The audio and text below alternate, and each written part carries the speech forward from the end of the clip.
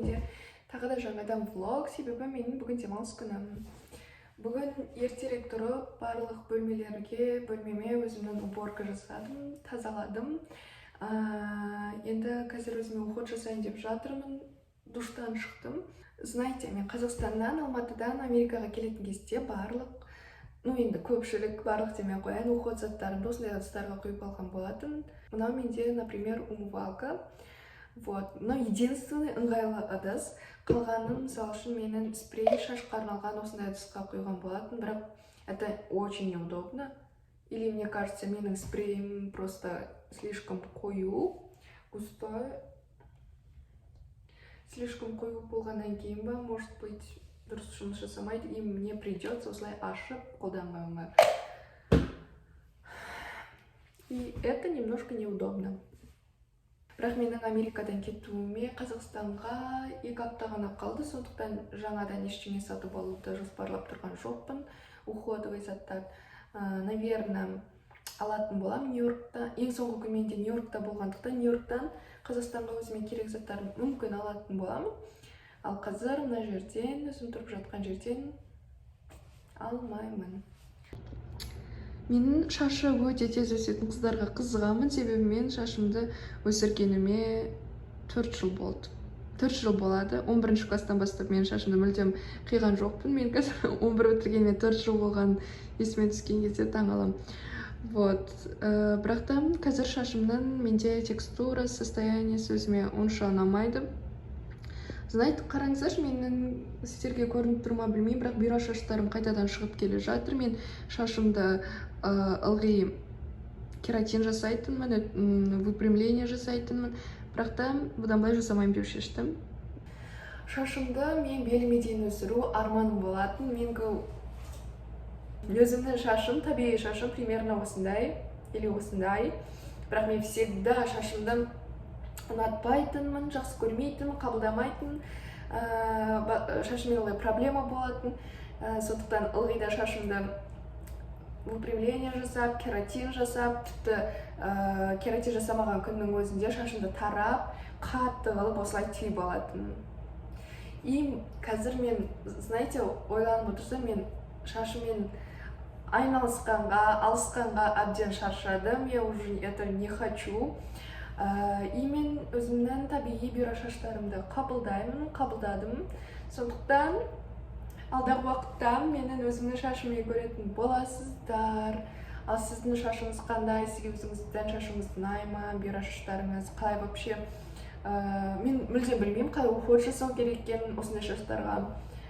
Если сіздер білсеңіздер, комментарияға жазып кетсеңіздер болады. Алдағы уақытта өзімде ізденетін боламын. Мен жақында осындай невидимкалар сатып алдым. Оказывается, бұлар өте удобный екен. Вот. Ал енді қазір бетімізге уход жасайтын боламыз. Айтпақшы, мен жақында болғанда 1 апта болды, тоқтамай массаж лица жасап жүрмін. Ютубтан, тиктоктан қарап. Әзірше ешқандай результат көріп атқан жоқпын, өйткені 1 апта болды. Жақында, егер қаласаңыздар, сіздерге де осындай ақпаратпен бір влогтарымды көрсететін болам. Комментарияға жазып кетіңіздер. Қандай видео қарап жасап жатырмын, либо сіздерге өзім жасап көрсететін болам. Әрине де өзімде бірінші нормальный результаттар болған кезде. Это я после массаж лицадан кейін, и как будто біраз болсын результат бар секілді, бірақ та это мен жасап болғаннан кейін 5 минут қана. Но, думаю, дисциплинаның арқасында скоро все будет еще классно, еще круче.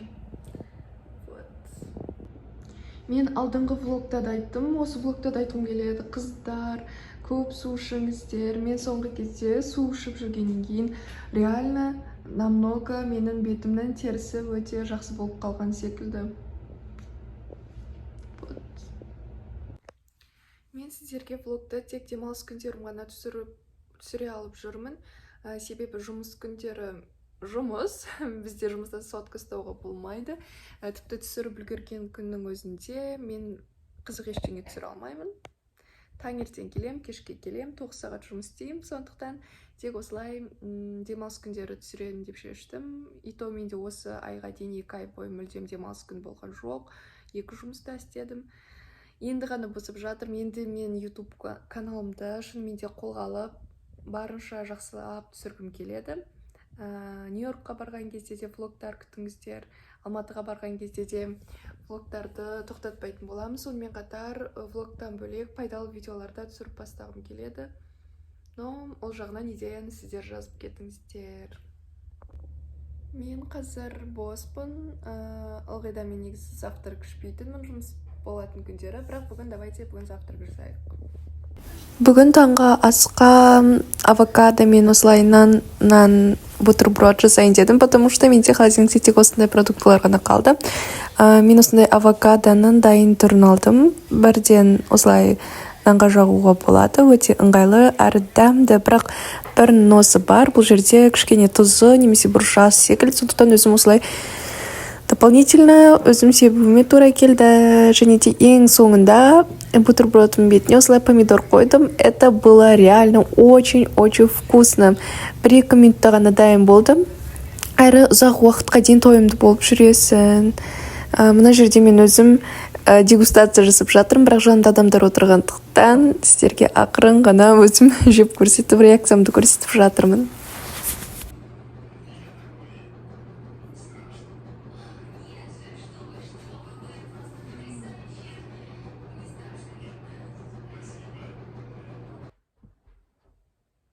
Былай тұрсам нормально. Кішкене жақын тұрсам, освещениедан ба біртүрлі секілді. Ну ладно. Мен бағанадан бері сериал көріп жаттым. Просто так. Өйткені бүгін демалыс. Вот. Уже кеш батып бара жатыр. Сағат примерно 6:30 примерно. И маған бүгін тез барып, біраз продуктылар алу керек. Мен өткен влогты алған болатын. Өткен демалыстан бері әлі ештеңе алған жоқпын. Вот. Кімге қызық болса, мен «Отчаянные домохозяйки» деген сериал көріп біттім. Көріп жатырмын. Мен уже 2-ші рет қарап жатырмын. 1 рет уже көріп тастағанмын. Өте күшті сериал. Көргендер болса лайк басамыз. Примерно соған ұқсайтын сериалдар білесіздер ме? Комментарияға жазып кетсеңіздер жақсы болатын еді. Өйткені мен уже қайталап көріп шаршап кеттім. Вот. Ақшам қолымда. Неше кеттік. Это менде кілт. Мен негізінде біраз серуендеп қайтқым келіп тұр, прогулкаға шығып. Бірақ та менде бүгін әлі үйде оқуым керек кітаптар, сабақтар бар, сондықтан продукт алып қайтатын болам.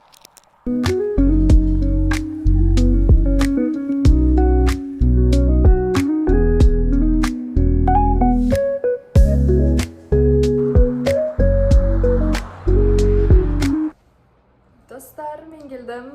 И это распаковка чек. Супермаркеттен алғанды көрсететін болам. Мына жерде освещение өте жаман болып тұр, сол үшін кешірім сұраймын алдын ала. Вот, енді кеттік.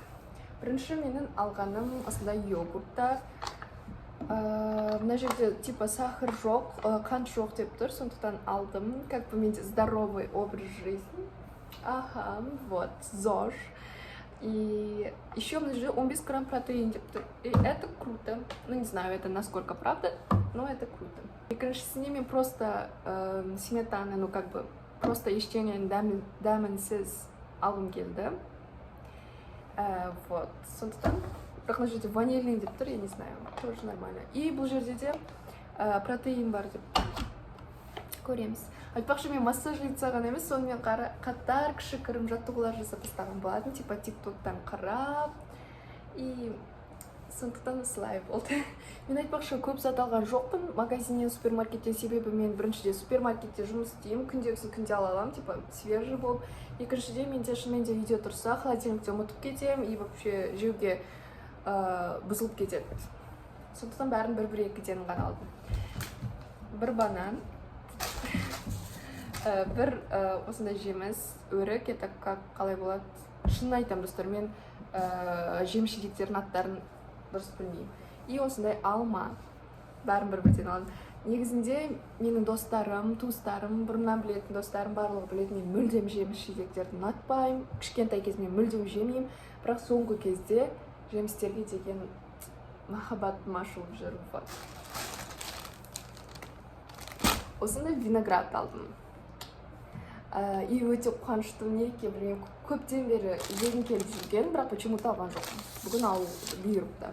И последний менде apple pie. Яблочный пирог. Әрине, менде правильный питание ұстауға тырысып жүргенмен ойлаймын, анда-санда өзімді қуантып тұруға можно. И это совсем страшно деп ойламаймын, қатты зиян деп. Сондықтан это нормально, мне кажется. Бұны духовкада да и микроволновкада да пісіруге дайындауға болады. Вот. Менде уже кеш батты. Қазір кітабымды оқып жалғастыратын боламын. Алдыңғы влогты көрмеген болсаңыздар көрсеңіздер болады. Мен сол жақта айтқан болатынмын, Бауыржан Момышұлының «Ұшқания» деген кітабын оқып бастадым деп. Және әлі аяқтаған жоқпын, соны жалғастырып оқимын. Одан кейін бір фэнтези жанрында тағы бір бастағым келді. Мен негізі бір нәрсені ғана істеп жүре алмаймын. Екі-үшеуін қатар оқығанды, немесе екі-үш қатар хоббиді қатар алып жүрген жақсы көремін. Сондықтан мүмкін тағы да бір кітап бастайтын шығар, мен көремін. Сосын бүгін ертерек жатып демалуым керек. Девочки, я все же решила прогулкаға шығуға. Қатты түн болып кетпей, қараңғы болып кетпей тұрған кезде бір жерге барғым келіп тұр. Менің екінші жұмысым сол жерде істегем. Короче, сол жерде мен конфетный магазинде, Candy Store, сол жерде істегем. И сол жерде мен нешінші рет айтып жатырмын. Бірақ сол магазиннен біраз конфеттер аламын. Қазақстанға, отбасыма. Өйткені скоро уже қайтам. Ал кітабымды және де басқа тілдерімді, сабағымды келген соң түнде де оқып үлгеремін. Бетіме тек SPF жағып алдым. Вот, без макияжа кетіп бара жатырмын.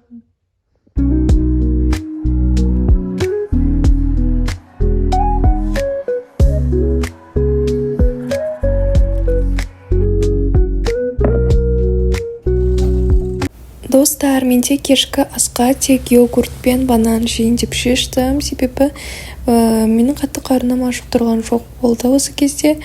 Бананды осылай турап, йогуртпен прям өте дәмді шықты. Айтпақшы, мына сары, это не сгущенка, это осындай банановый крем. Это тоже өте дәмді. Барлығы үйлесімді болды. Ең соңында өзім осылай кітабымды оқып, бүгінгі күнімді аяқтадым.